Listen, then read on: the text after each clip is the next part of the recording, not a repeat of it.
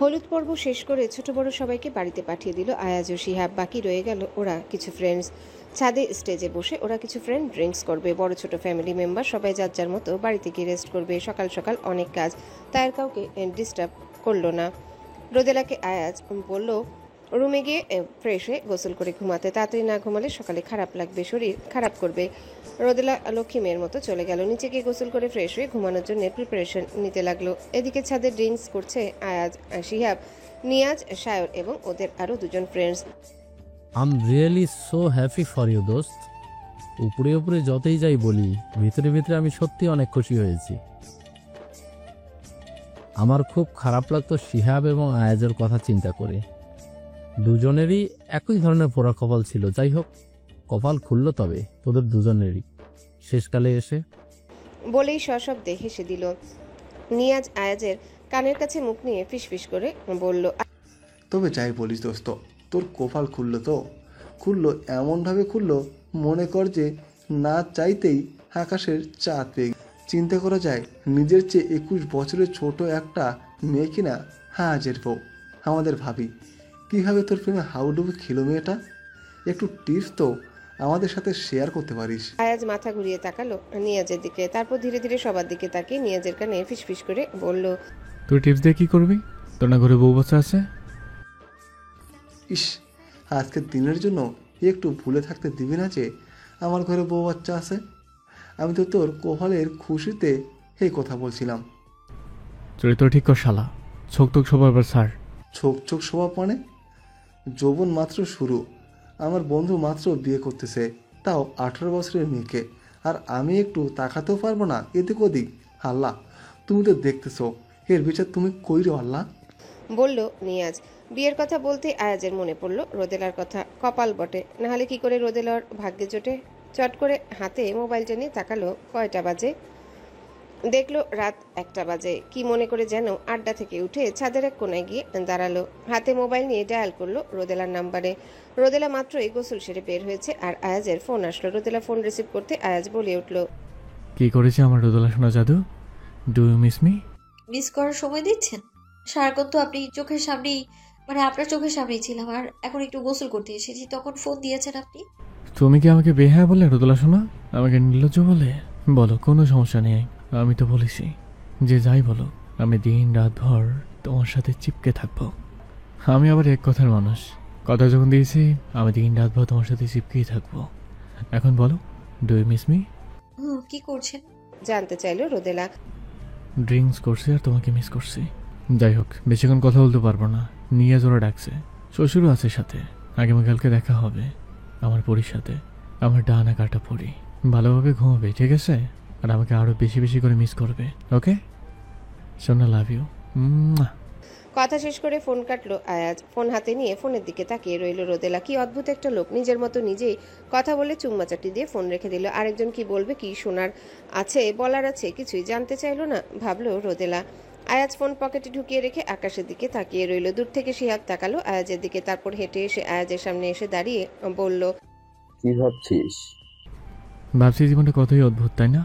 আজ থেকে 18 বছর আগে যখন প্রথম একটি ফুটফুটে ডানা কাটা পরীকে কোলে নিয়েছিলাম, তখন কি জানতাম এই ফুটফুটে ডানা কাটা পরীটাই আমার অন্ধকার জীবনে আলো বয়ে আনবে? যদি জানতাম এই 16 বছর ওর থেকে দূরে থাকতাম না, ওর বড় হওয়া দেখতাম, ওর বাল্যকাল দেখতাম, প্রথম স্কুলে যাওয়া, প্রথম বৃষ্টিতে ভেজা, প্রথম আইসক্রিম খাওয়া, প্রথম চুলে বেনি করা, সব কিছুই আমি কাছ থেকে দেখতাম। আমার কাছে আলোর দিশারি ছিল, অথচ আমি আমার জীবনকে অন্ধকার নিমজ্জিত করে রেখেছিলাম। রোদেলা যদি আমার দিকে হাত না বাড়াতো, তাহলে হয়তো আমার বাকিটা জীবন অন্ধকারে কাটিয়ে দিতাম। তুই কি আমার উপরে অনেক রাগ শিহাব? বিশ্বাস কর, দূরে থাকার অনেক চেষ্টা করেছি হাতছানিতে পা পিছলে না পড়ার, অনেক চেষ্টা করেছি, কিন্তু পারিনি রে। হয়তো রোদেলা আমার ভাগ্যেই ছিল, তাই আমি চেষ্টা করেও পারিনি। না হলে কত শত মেয়ে আমার কাছে আসার চেষ্টা করেছে, কিন্তু আমি তো পারছিলাম তাদেরকে দূরে রাখতে, কিন্তু রোদেলাকে কেন পারিনি রে? আয়ানও কখনো কারোর সাথে মিশতে পারেনি। রোদেলাকে প্রথম দেখায় রোদেলার সাথে মিশে গেছে গো। আয়ান আমার কাছে জীবনের প্রথম কি চেয়েছিল জানিস? রোদেলাকে ওর মা হিসেবে চেয়েছিল। আমি সেদিন না করেছিলাম। আমার কলিজার টুকরাকে অনেককে দিয়েছিল আয়ান সেদিন, কিন্তু তারপরও ভাগ্য আমাকে বারবার রোদেলার কাছে নিয়ে এসেছে। চেয়েও দূরে থাকতে পারেনি। আমাকে ক্ষমা করতে পারবে না শিহাব? রোদেলার ভাগ্যে বিবাহিত এত বড় এক ছেলের বাবাকে মেয়ের হাজবেন্ড হিসেবে কোনো বাবাই মেনে নিত না। তুই মেনে নিয়েছিস, মন থেকে মেনে নিয়েছিস। জানতে চাইল আয়াজ।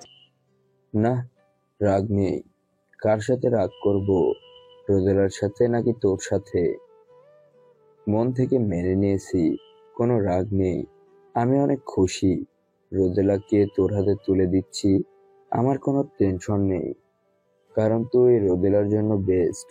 সমাজের কারো পরোয়া করি না। রোদেলা খুশি, আমিও খুশি। বলেই আয়াজকে জড়িয়ে ধরল শিহাব। বলল, ধন্যবাদ আমার বিপদে আপদে সবসময় পাশে থাকার জন্য। তো যে মুহূর্তে জীবনে আমাকে তোর সবচেয়ে বেশি প্রয়োজন ছিল, সে মুহূর্তে আমি তোকে আমার হাতে পাইনি, বন্ধুত্বের হাত দিতে পারিনি। আমাকে ক্ষমা করে দিস। শিহাব এবং আয়াজের দুজনের চোখ দিয়ে পানি পড়ছে, কিন্তু কেউ কাউকে বুঝতে দিচ্ছে না। ওদিকে নিয়াজ এবং সায়ন হুড়মুড়িয়ে গান গেয়ে বসলো। বন্ধু, তোর বারাত নিয়ে আমি যাব। সাথে শুরু হলো উড়াধুরা ড্যান্স। আয়াজ ও শিহাব একে অপরের চোখের দিকে চাওয়াচাই করলো। বুঝলো পাগলগুলো খেপে গিয়েছে, এখন ওদের থামাতে হবে। নিয়াজ ও সায়রের উড়াধুরা ডান্স দেখে আয়াজ ও শিহাব তাদের কাছে এসে বলল, কি শুরু করেছিস? সবাই তো ঘুম থেকে উঠে যাবে। উঠুক শালা, আমার বন্ধুর বিয়ে বলে কথা, উড়ে ধরে ড্যান্স হবে, কেউ কোনো ডিস্টার্ব করবে না বলে শাহরকে বলল, কিরে দোস্ত, উড়ে ধরে ড্যান্স হবে না? আলবাত হবে। Music on. আবারও মিউজিক চলতে শুরু করলো। সাথে সাথে সবাই মিলে আয়াজকে উপরে তুলে গান শুরু করে দিল। শিহাব এদের পাগলামি দেখে হাসছে। এদিকে বাড়ির ভিতরে মিউজিকের শব্দ এমন জোরে যাচ্ছে, সবাই উৎসুক হয়ে দেখার জন্য আসছে। রোদেলার কানেও গেল মিউজিকের আওয়াজ। ওদেরকে ঘুমাতে পাঠিয়ে তারা কি করছে দেখার জন্য ওরও একটু কৌতূহল জাগছে। তাই রোদেলা ওর বান্ধবীদের সাথে ধীরে ধীরে ছাদে সিঁড়ি বেয়ে দরজা পর্যন্ত দেখার জন্য উকি দিল। এসেই দেখলো দাদা দাদি শিবরা আরো কিছু মুরব্বী উকি ঝুঁকি মারছে। রোদেলা উকি দিয়ে দেখলো, উকি দিয়ে চক্ষু চরক গাছ। সব বন্ধুরা আয়াজকে উপরে কাঁধে তুলে গান গাচ্ছে। বন্ধু, তোর বারাত নিয়ে আমি যাব। আয়ানও ঘুম ঘুম চোখে ছাদের দিকে তাকালো। অবাক হলো পাপাকে কাঁধে করে নিয়াজ ও সায়র আঙ্কেলের ডান্স করা দেখে। ওদের উড়াধুরা ডান্স ও গান শুনে সবার চক্ষু চরক গাছ। সবাই হৈ হৈ করে উঠলো, হাততালি রব উঠে গেল। আয়াজ সবার দিকে তাকিয়ে লজ্জায় কাচুমাচু হয়ে বলল, থাম তোরা, সবাই দেখেছে কি করেছিস। না মা শালার ভাই। রোদেলা আয়াজের এই অবস্থা দেখে মনে মনে হাসছে আর বলছে, ঠিক হয়েছে, সবাইকে অনেক জব্দ করা হয় তাই না? এখন দেখুন বন্ধুরা কিভাবে নিজেকে জব্দ করেছে। আয়াজ রোদেলার দিকে তাকিয়ে বুঝতে পারলো রোদেলার মনে মনে খুব এনজয় করছে। লজ্জায় আয়াজের অবস্থা নড়বড়ে। কিছুক্ষণ পর আয়াজকে নামে সবাই ক্লান্ত হয়ে শান্ত হলো। সবাই ধীরে ধীরে হাসতে হাসতে ছাদ থেকে নিচের দিকে নেমে গেল। রোদেলা যাওয়ার আগে তাকালো আয়াজের দিকে। আয়াজ রাগে কটমট করে তাকিয়ে রইল নিয়াজ ও সায়রের দিকে। তারপর সশব্দে হেসে দিল সবাই। আয়ানকে নিয়ে আয়াজ রাতেই রওনা হলো বাড়ির উদ্দেশ্যে। সবাই থেকে যেতে বললেও আয়াজ জানালো বড় আপা ভোর রাতে আসবে আমেরিকা থেকে। রিসিভ করতে গাড়ি পাঠাতে হবে এবং বাসায় অবশ্যই কারো থাকতে হবে। দুদিন আগে আসতে চেয়েছিল, কিন্তু ছেলে জরুরি একটা কাজের জন্য আসতে পারেনি। তাই আর কেউ জোর দিয়ে আয়াজকে আটকালো না। আসলে বাসায় থাকতেই হবে, তাই আয়ানকে নিয়ে রওনা হয়ে গেল আয়াজ। আয়াজ আজ আর ড্রাইভ করবে না, ড্রাইভার ড্রাইভ করবে, যেহেতু আয়াজ ড্রিঙ্ক করেছে। তাই রাত 2টার মধ্যে বাসায় পৌঁছে গেল আয়াজও। আয়ান ড্রাইভারকে পাঠিয়ে দিল এয়ারপোর্টে। যেহেতু আয়াজ ড্রিঙ্ক করেছে তাই এয়ারপোর্টে অবস্থায় যাবে না। ড্রাইভার চলে গেল আয়াজের বড় আপাকে রিসিভ করার জন্যে। সকাল 8টায় বাড়ি শুদ্ধ। চিৎকার চেঁচামেচিতে ঘুমানো যাচ্ছে না। আয়াজ চোখ খুলে গেল চিৎকার চেঁচামেচিতে। কোনো মতে ঘুমে ঢুলু হয়ে উঠে দরজা খুলে তাকিয়ে দেখলো আপা লোকজন নিয়ে সাজসজ্জা সরম জামাদি নিয়ে চিৎকার চেঁচামেচি শুরু করে দিয়েছে। আয়াজ দৌড়ে গিয়ে আপাকে জড়িয়ে ধরে বলল, কেমন আছিস আপা? কত বছর পর দেখা। বলেই তো গেছিল আমি ফোন দিলে কথা বলিস, আর না হলে সময় পাস না। সামিরা চৌধুরী চিৎকার করে বলল, উল্টা কথা বলবি না খবরদার। আয়াস, তুই ফোন দিস নাকি আমি ফোন দিই? রাত্রে কি গাঁজা বেশি সেবন করেছিস যে সবকিছু ভুলভাল বকছিস? বাচ্চা কাচ্চা সব পোলাপাইনের সামনে এরকম ভাবে ধমক খেয়ে আয়াজ আপার দিকে তাকিয়ে বলল, তুই কি এইরকমই করবি সবসময় আপা? তুই দেখিস না সামনে ভাগনা ভাগনি আছে? আমরা কিছু দেখিনি মামা। ভাগনা ভাগ্নি আছে তো, তোর খবর ছিল না? তুই এসে এখন কেন ঠাড়া পড়া মিথ্যা কথা বলছিস? কলের উপর কল দিয়ে তোকে পাওয়াই যায় না, আর হঠাৎ করে বললি বিয়ে ঠিক হয়ে গেছে, বিয়ের জন্য চলে আয়। কোনো সময় দিয়েছিস আমাদের প্রিপারেশন নেওয়ার? সময় দিয়েছিস 2 দিনের মধ্যে বলতেছিস আমেরিকা থেকে চলে আয়। এত সহজ সবকিছু? আপা তুই থামবি? সারা রাত তো টেনশনে ঘুমাতে পারি নাই। তারপর ঘুম থেকে উঠে সকালবেলা তোর ক্যাচাল আর ভালো লাগছে না। যা তো তুই কী কাজ করবি তাড়াতাড়ি কর, আমি একটু ঘুমাবো। বলেই আয়াজ রুমের দিকে হাঁটা ধরলো, সাথে সাথেই বোন পেছন থেকে বলে উঠল, এই দাঁড়া, তুই যে বিয়ে ঠিক করেছিস, মেয়ে কি করে, কোথাকার মেয়ে, কোথায় বাড়ি, কিছুই তো আমাদের জানাসনি, ছবি পর্যন্ত দেখাসনি, খালি নাম বললি রোদেলার সাথে বিয়ে ঠিক হয়েছে। যা এক্ষুনি মেয়ের ছবি নিয়ে কোনো ইনফরমেশন আমাদের দিসনি তুই। বোনের কথা শুনে ভয়ে শুকনো ঢোক গিলল আয়াজ। এই মা এবার হয়েছে যা ঝালা। মেয়ের কথা শুনলে, মেয়ে কি করে, বয়স কথা, এগুলো শুনলে না জানি আপা এখন কি নাটকটাই শুরু করে বাচ্চাদের সামনে। কথাগুলো মনে মনে ভাবলো আয়াজ। আয়াজের মোবাইলে রোদেলার ছবি নিয়ে রাতুল, সামিরা চৌধুরী এবং হুমায়রা বসে আছে। আয়ান স্বাভাবিক একজন আরেকজনের দিকে চাওয়াচাই করছে। সামিরা চৌধুরী তাক লেগে গেছে, উনি কোনো কথাই বলতে পারছে না। রাতুল একবার মামার দিকে তাকাচ্ছে, একবার ছবির দিকে তাকাচ্ছে। প্রথম রিয়াকশন হুমায়রা দিল, বলল, মামা, মামিকে নিয়ে কোথাও গেলে তো আমার বন্ধুরা মামির উপর ক্রাশ খেয়ে যাবে। এটা কি মামি নিয়ে আসলা তুমি? এটা তো পুরাই পরীর মতো দেখতে মামা। এত সুন্দর কই পাইলা? এইটা তো দেখতে আমার থেকেও ছোট্ট মনে হচ্ছে। আয়াজ চুপচাপ ভাগ্নের দিকে তাকে একটা দীর্ঘশ্বাস ছাড়লো। এখনো বড় আপা এবং রাতুলের রিয়াকশন আসা বাকি, না জানি ওরা কি কথা বলবে। রাতুল মুখ খুলল, মামা, মানুষ যা বলে সত্যিই বলে। লুঙ্গি আর কপাল কার কখন খুলে যায় বলা যায় না। তোমার তো দুইটাই খুলে গেছে মামা। এটা কি কোনো গ্রাফিক্সের কাজ করে বয়স কামাইছো নাকি? সত্যি সত্যি এইরকমই মামা?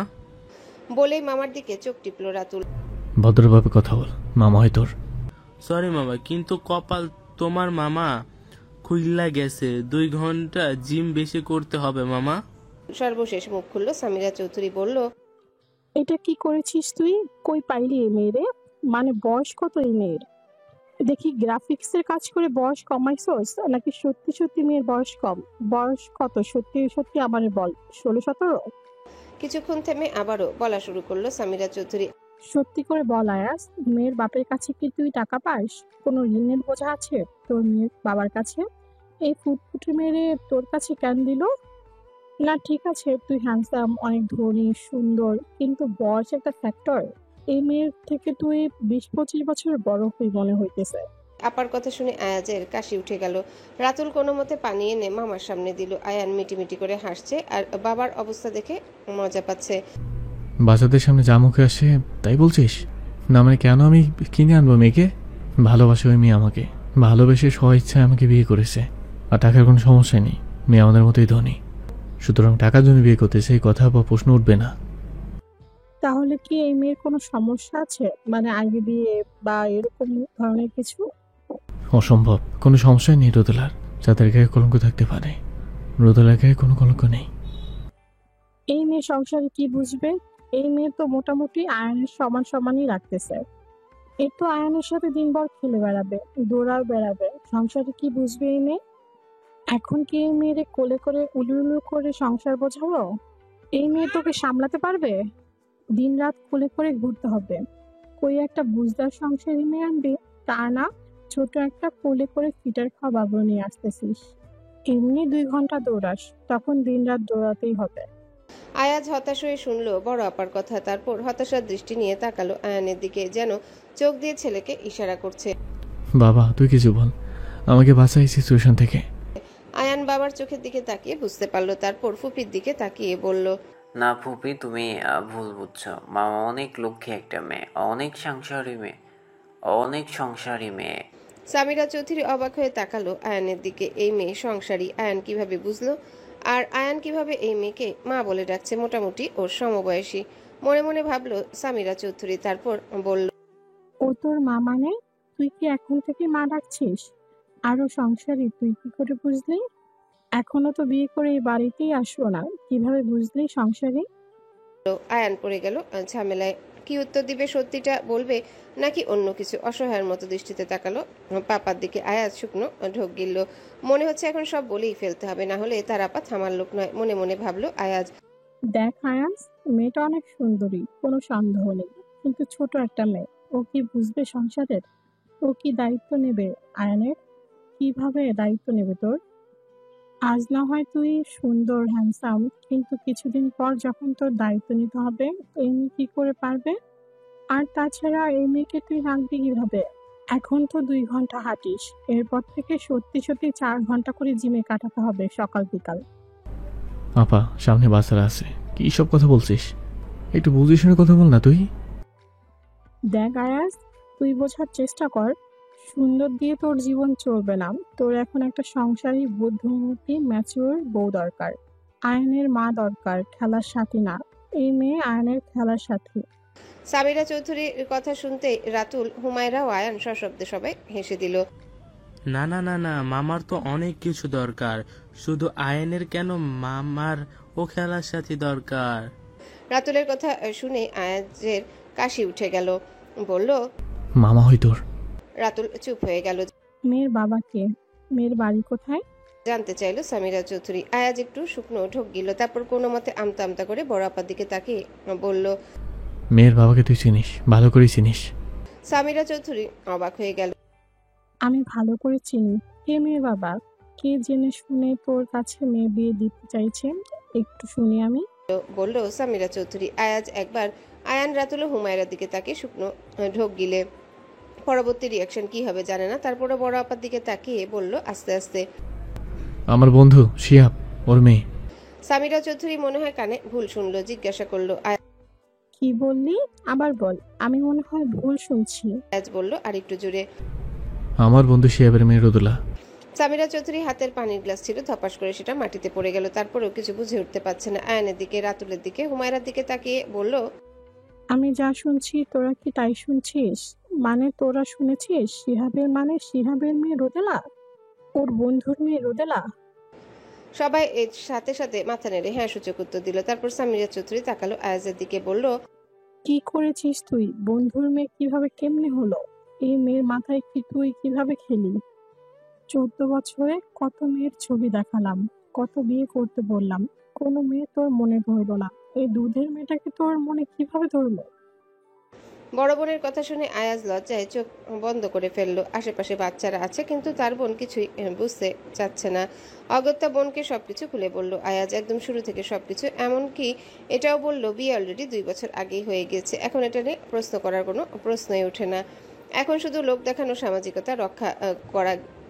বিয়ে সংসার 2 বছর আগে হয়ে গিয়েছে বলেই মাথা নিচু করে বসে রইল আয়াজ। রাতুল বলে উঠল, অভ্র মামা, চিন্তা করা যায় 16 বছরের বউ পাইছো তুমি। উফ, কি কপাল তোমার মামা। মামা হয় তোর, মুখে লাগাম দে, অসভ্যের বাচ্চা। উফ রাতুল, থামবি তুই? দেখছিস মুরব্বীরা কথা বলছি। সামিরা চৌধুরী কিছুক্ষণ সিরিয়াস হয়ে তাকিয়ে রইল আয়াজের দিকে, তারপর বলল, আচ্ছা, তাহলে এত ভালোবাসি রোদেলা তোকে? তুইও রোদেলাকে এত ভালোবাসিস? আমি তো তোর বিয়ের বিপক্ষে না, আমি শুধু চাইছিলাম না তোর জীবনে আরেকবার কোনো কষ্ট নেমে আসুক। এত ছোট মেয়ে, যদি মোহ কেটে যায়, যদি ভালোবাসা না থাকে, তখন আবার তুই কষ্ট পাবি। আয়াজের উদ্দেশ্যে কথাগুলো বলল সামিরা চৌধুরী। আয়াজ মুখ তুলে কিছু বলবে, তার আগেই আয়ান বলল, অসম্ভব, আমার মা এরকম না। আমার মা আমার বাবার বউ হওয়ার আগেই আমার মা হয়েছে। তাই সে আমাকে তার ছেলে হিসাবে মেনে নিয়েছে এবং বাবাকে অনেক ভালোবাসে। এবং আমার মা অনেক সংসারী, অনেক বুদ্ধিমতী, ম্যাচিওর মেয়ে। তুমি একবার মায়ের সাথে দেখা করলে, কথা বললে, তুমি এমন ইমপ্রেস হয়ে যাবে, তখন তুমি বুঝবে বাবা কেন পাগল হয়ে গিয়েছিল। বলে বাবার দিকে তাকে হেসে দিল আয়ান। আয়াজের মুখ ফুলের চেহারা দিয়ে ঢাকা, আর রোদেলার নাক বরাবর ঘোমটা। বিয়ের পর এই ঘোমটা খোলা হবে। আয়াজ চোখ নামিয়ে নিল। রোদেলাও ধীরে ধীরে পেছনে ঘুরে রুমের ভেতর চলে গেল। বরযাত্রীর সাথে গেটের সামনে এসে যুক্ত হয়েছে নিয়াজ সাহেব এবং ওর অন্যান্য বন্ধুরা। সবাই বরযাত্রীর সাথেই দরজার ভিতরে ঢোকার জন্য দাঁড়িয়ে আছে। এখানে আবার বরণ করার জন্য শিপ্রা এবং তার দাদা দাদি শাশুড়ি সবাই আত্মীয় স্বজন গেটের ওপারে দাঁড়িয়ে আছে। রোদেলার বান্ধবীরা সবাই একে একে গেটের সামনে উপস্থিত। গেট ধরবে, কত টাকা নিবে এটা নিয়ে বিবাদ চলছে। সমস্যা হয়ে গেছে। আয়াজ সাহেবের বন্ধুরা সবাই বয়সে অনেক বড়, ওরা তর্ক করতেও লজ্জা পাচ্ছে। এমন সময় সামনে এসে দাঁড়ালো রাতুল, আয়ান ও হুমায়রা। বলল, যা কথা বলার আমাদের সাথে কথা বলুন। কথা বলার কি আছে? আমাদের টাকা চাই 50,000, তাহলে দরজা দিয়ে ঢুকতে দিব, না হলে এখানে দাঁড়িয়ে থাকতে হবে। বোর চেহারা দেখতে পাবে না। বউয়ের চেহারা দেখতে পাবে না মানে? এত সস্তা নাকি? আমার মামা বউ পাগল হয়ে যাবে আমার মামাকে দেখার জন্য। বউ উকি ঝুঁকি মারবে। ওই দেখো বারান্দায় দিয়ে, নিশ্চয়ই কোথাও মামাকে দেখার জন্য। সাথে সাথে মায়েরা পেছনে ঘুরে তাকালো, বলল। কই, পাগলে কিনা বলে আর ছাগলে কিনা খায়। সাথে সাথে রাতুল বলল, 10,000 টাকা পাবে, এটা নিয়েই খুশি থাকো, না হলে তাও পাবে না। বউ নিয়েই যাব, এসেছি খালি হাতে ফিরবো না, মাঝখান দিয়ে তোমাদেরও লস হবে। এগিয়ে এলো শায়ের ও নিয়াজ, বলল। সাথে সাথে ফুস করে উঠলো মায়েরা এবং তার বান্ধবীরা, বলল। ছোট কাকে বলছেন? আমরা কিন্তু মুনতাসির সাহেবের শালিকা হই সবাই। দুলাভাই, আপনি কিছু বলছেন না কেন? রোদেলাকে বলবো আপনি তাকে দেখার জন্য 50 টাকাও খরচ করতে চাইছেন না।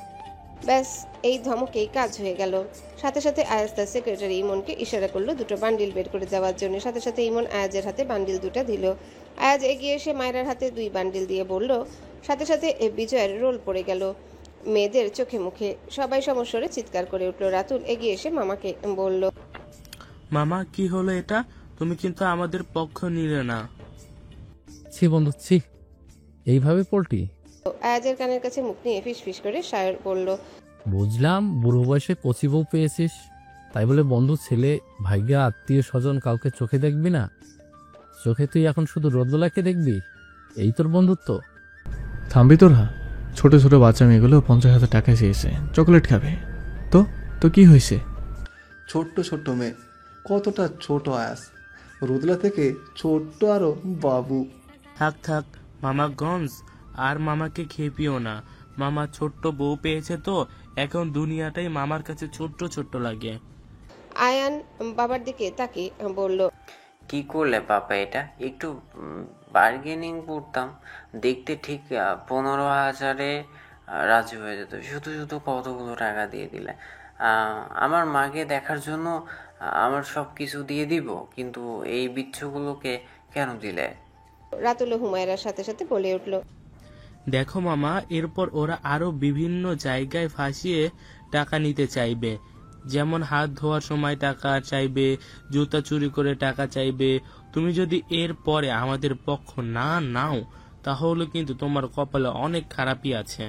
তুমি চিন্তা করতে পারবে না সামনে তোমার কি কি দেখা লাগবে যদি খালি আমাদের পক্ষ না নাও। আয়াস তাকিয়ে রইল রাতুলের দিকে। বলতে বাধ্য, ভয় একটু পাচ্ছে যে বিচ্ছু এগুলো না জানি কি করবে সামনে, গড নোজ। টাকা পেয়ে মায়েরার ওর বন্ধুরা মুখ ভেঙচি কেটে দৌড়ে চলে গেল। শিপ্রা বলল। এবার থামবেই তোরা? সায়র আর নিয়াজ, তোরা ওদের সাথে ছোট হয়ে গেছিস? আয়, তোদের বরণ করার সময় হয়ে গেছে। তারপর সামিরা চৌধুরীর দিকে তাকিয়ে বলল। আপা ভালো আছেন? কত বছর পর দেখা, সে কত বছর আগে একবার দেখা হয়েছিল। আলহামদুলিল্লাহ ভালো আছি। তোমার কি খবর? তোমার আর শিহাবের বিয়ের কথা শুনে সত্যি অনেক খুশি হয়েছি, তবে শকড হয়েছি রোদেলার কথা শুনে। শিপ্রা মুচকি হাসলো। মুচকি হেসে বলল। ভাগ্যে যা আছে তাই হবে আপা, ভাগ্যের লিখন আর খণ্ডানো যাবে না। এই প্রথম শিপ্রা শাশুড়ির ভূমিকা পালন করছে। মেয়ের জামাইকে সঠিক নিয়মে বরণ করে নিচ্ছে। বরণ করা হয়ে গেলে আয়াজের কানে ফিসফিস করে বলল। ভাবতে কেমন লাগছে, আমি তোর শাশুড়ি, অফিসিয়ালি শাশুড়ি হয়ে গেলাম। আয়াজ ভ্রুকুচকে তাকালো শিপ্রার দিকে, তারপর ধীরে ধীরে বলল। তোর কপাল ভালো, আমার মতো মেয়ে জামাই পেয়েছিস। শিহাব হেঁটে আসতে আসতে দূর থেকে তাড়া দিল। তাড়াতাড়ি ওদের নিয়ে আসো, স্টেজে নিয়ে বসতে হবে। তারপর শিপ্রার কাছে এসে বলল। রোদেলাকে স্টেজে আনার ব্যবস্থা করো, বরমালার সময় হয়ে গেছে। সাথে আংটিও পাঠাও, আর অন্য কাউকে পাঠাও, তোমার এত দৌড়াদৌড়ি করতে হবে না।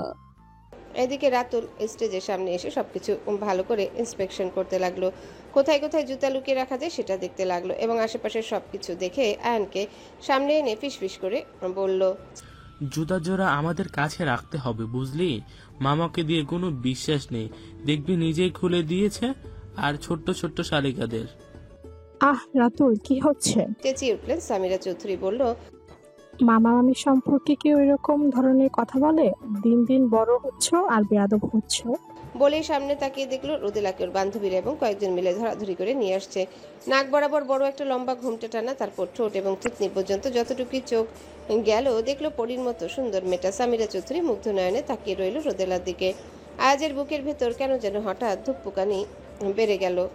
তাকিয়ে থাকতে পারছে না রোদেলার দিকে। মনে হচ্ছে চোখ দুটো ঝলসে যাবে রোদেলার সৌন্দর্যে। নর্মাল লাল বেনারসিতে একটা মেয়েকে যে এত সুন্দর পরীর মতো লাগতে পারে রোদেলাকে না দেখলে বুঝাই যেত না। মনে হচ্ছে একটা পরী আকাশ থেকে টুকটুক করে নেমে আয়াজের বুকে পদার্পণ করছে। রোদেলা যত এগিয়ে আসছে আয়াজের হার্টবিট ফাস্ট হয়ে যাচ্ছে। আর মাত্র কয়েকটা মুহূর্ত, তারপর অফিসিয়ালি সামাজিকভাবে সবার সামনে রোদেলার উপর সম্পূর্ণ অধিকার একমাত্র আয়াজের থাকবে। ভাবতে ভাবতে রোদেলা এসে একবারে কাছে ঘেঁষে দাঁড়ালো আয়াজের মনে হয় হার্টবিটগুলো মিস হয়ে যাচ্ছে এমন অনুভব হচ্ছে। আয়াজ দীর্ঘ একটা শ্বাস নিল। সবাই এসে আয়াজের হাতে একটা মালা এবং রোদেলার হাতে একটা মালা দিল। আয়াজকে বলা হলো রোদেলাকে মালা পরিয়ে দিতে। রোদেলাকে যেই মালা পরাতে যাবে সবাই মিলে রোদেলাকে উপরে তুলে ফেললো।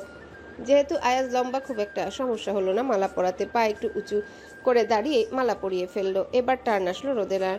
সবাই বলেছে আয়াজকে উঁচু হয়ে দাঁড়াতে, প্রয়োজন হলে আয়ান ও রাতুল মিলে মামাকে কোলে তুলে ফেলবে, কিন্তু আয়াজ কারো কথা শুনলো না। রোদেলার এমনি কষ্ট হচ্ছিল আয়াজের গলায় মালা পরাতে। রোদেলা একদৃষ্টিতে তাকিয়েছিল আয়াজের দিকে। লম্বা করে ঘুমটা দিলেও কাপড়টা পাতলা হওয়ায় রোদেলার চোখ দুটো যেন স্পষ্ট দেখতে পাচ্ছিল আয়াজও তাকিয়েছিল রোদেলার দিকে। আয়াজ কিছুক্ষণ রোদেলার দিকে তাকিয়ে থেকে তারপর ধীরে ধীরে মাথাটা নত করে দিল যাতে রোদেলা খুব সহজে মালা পরিয়ে ফেলতে পারে। সবাই সমস্বরে চিৎকার করে উঠল। এই যে মামা আবার বেইমানি করে বসলো। রোদেলা টিপ্পনি কেটে বলল, মামা কি আর আমাদের আছে? মামার কথা কি আর চিন্তা করবে? মামা তো এখন ছোট্ট মামির হয়ে গেছে। বিদায় পৃথিবী, বিদায়। রোদেলা ছোট্ট দুটো হাত দিয়ে আয়াজের গলায় মালা পরিয়ে দিল। রোদেলা তাকিয়ে রইল আয়াজের দিকে। আয়াজও এক দৃষ্টিতে তাকিয়ে রইল রোদেলার দিকে। আশেপাশে কারো চিৎকার, কারো শব্দ, কোনো কিছুই যেন আয়াজ ও রোদেলার কানের পর্দা ভেদ করে মস্তিষ্ক পর্যন্ত পৌঁছাতে পারছে না। সাথে সাথে রাতুল জোরে জোরে শব্দ করে কাশি দিয়ে বলে উঠল, এই আমরা ছোট ছোটরা আর মুরব্বীরা সবাই একটু এদিকে ওদিকে তাকাই। রাতুল, অনেক বেশি হচ্ছে কিন্তু। দেখছো মুরব্বীরা সবাই আছে। বলল সামিরা চৌধুরী। কি করলাম? মামা যাতে মন ভরে মামিকে দেখতে পারে তাই তো বললাম সবাইকে এদিকে ওদিকে তাকাতে, বলল রাতুল। রাতুলের কথা শুনে আয়াজ দীর্ঘ ও শ্বাস ছাড়লো। মালা পরানো শেষ হলে শিপ্রা আংটি হাতে নিয়ে রোদেলার হাতে দিল। ওদিকে সামিরা চৌধুরী আংটি বের করে দিল আয়াজকে। তারপর বলল, একজন আরেকজনকে আংটি পরিয়ে দাও। আয়াজের আজ এমন মনে হচ্ছে কেন হাত কেঁপে উঠছে আংটি হাতে নিয়ে। এমন তো নয় এই হাত আগে কখনো স্পর্শ করেনি, কিন্তু আজ হাতে আংটি পরাবে ভাবতেই ওর হাত কেঁপে উঠছে বারবার। রোদেলা লজ্জায় মাথা নিচু করে মুচকি মুচকি হাসছে। আয়াজ ঘুমটার ভিতর থেকে সবই স্পষ্ট দেখতে পাচ্ছে। বুকের ভেতর কেমন দূর দূর করে কাঁপছে আয়াজের হাত দিয়ে পাঞ্জাবির একটা বোতাম একটু হালকা করে দিল। এমন লাগছে কেন রুহ পর্যন্ত কেঁপে উঠছে বারবার। আয়াজ কোনো রকমে হাত তুলে রোদেলার এক হাত ধরে অনামিকা মিলে আংটি পরিয়ে দিল।